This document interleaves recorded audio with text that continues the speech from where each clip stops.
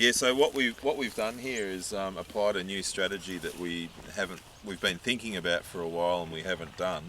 So we've trialled it here for the first time. Typically, when we plant any trees in the past, we've keyline ploughed it, and then over the rip line, we've cultivated with a power harrow or a rotary hoe, and that's been our, shall we say, organic method of weed control, although it's still using diesel but without herbicide, so it's a mechanical herbicide. And what we find is where you're in a humid environment, you still get a profusion of grasses still come through, and that's the enemy of trying to establish trees. So what I've sort of come to is a bit more of a minimalist approach, as well, to minimise the amount of mycorrhizal fungi loss that we're inevitably going to have occur when we do the sort of heavy-duty mechanical cultivation. So we've keyline ploughed this paddock I think 3 times over the last 10 years. So there's been a few years spacing in between each.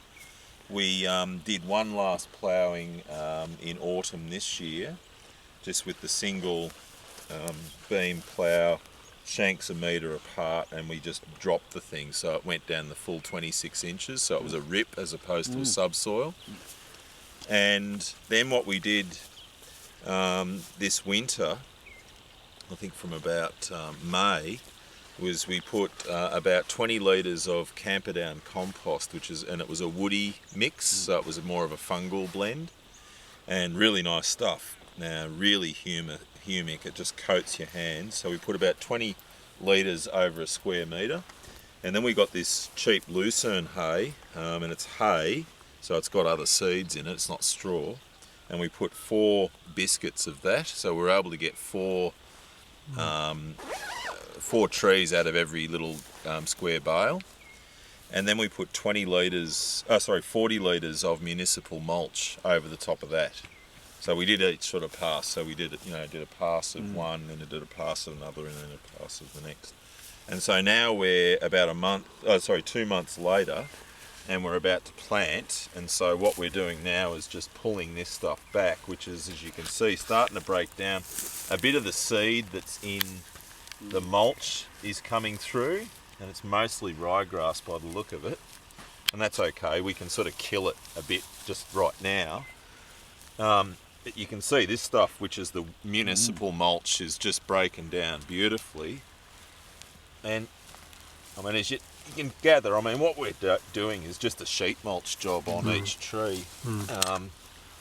But we're thinking about it a bit more in that we've put a specific woody compost on underneath, and now we're into the compost, right?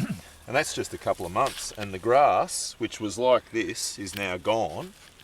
Like, we didn't use newspaper or anything, and now we're into the soil, right? So all we have to do now is just, I can dig it with my hand, which is fantastic because we're right on top of the rip line here, and in we go.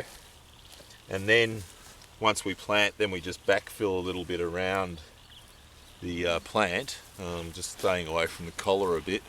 And I reckon what we'll have to do after that is we'll come back with maybe another 20 or 40 litres of the wood mulch just to finish it off. I'm debating whether it's better that we would use sort of a purer wood chip mulch, but we've got 1,000 cubic metres of municipal mulch over there, so I think we'll just live with it, Wouldn't take much for someone to come along with a little rake and just give it a bit of a stir to get rid of the weeds on top.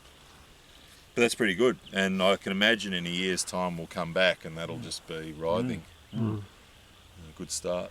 So a minimum amount of cultivation. So it's an experiment like a lot of things that we've done here at Dalpura, but I think from what I can see so far, it'll come up pretty well. And the cost has been really low. Great. Yeah. Like the bales cost, I think George got them for like $4 each delivered. Yeah. They were weather damaged. That's good. The municipal mulch, he basically just paid cartage for it. It was about $11 a cubic metre or something. It was not much. And the compost, I think, was about $100 a cubic metre. delivered, and we've only used for about 400 trees. Oh well, you know, we've used 20 litres times 400 or 500 is, so we haven't used much. Yeah, and a bit of time, so which hasn't been a lot. Yeah, so anyway, it's very good.